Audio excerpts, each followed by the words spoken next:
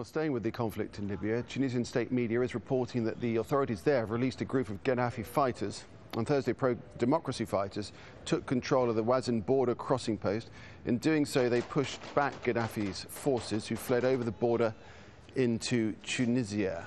Let's speak now to Waheed Burshan, joining us live from Tunis. As a political activist, has been working with the Libyan opposition. Mr. Burshan, tell us what you saw at the border and what your impression was of the situation there.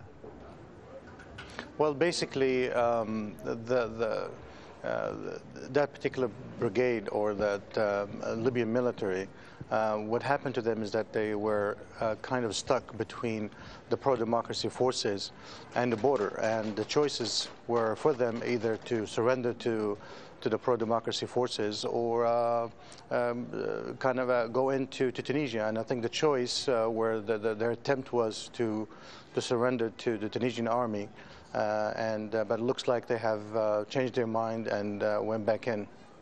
Okay, and what about the position with the pro-democracy forces in terms of what parts of the border they control and so on and so forth? Well, if you, I don't know if you're familiar with the audience familiar with the geography. The Western Mountains, pretty much the tip of the mountains ends to the Haiba, which is the border, up to Ghayan and all the way eastward to up to Misrata, northern Misrata.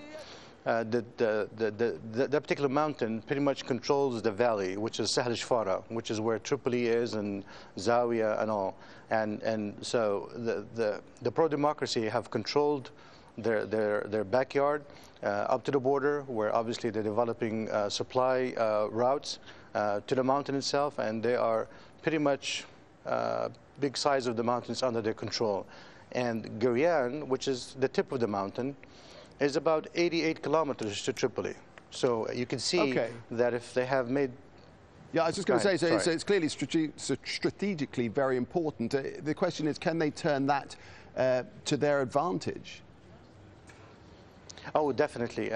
It's historical in terms of who controls the mountain controls the valley, and the pro-democracy know that, and that's why the regime had difficulties, sort of controlling the mountains. And from the outset, at the beginning, when Zindan and Naloud declared their independence, sort of the regime couldn't take it back. So with just basic military, they have managed to control pretty important strategic positions. Interesting. All right. Appreciate that, Mr. Burshan. Thanks very much.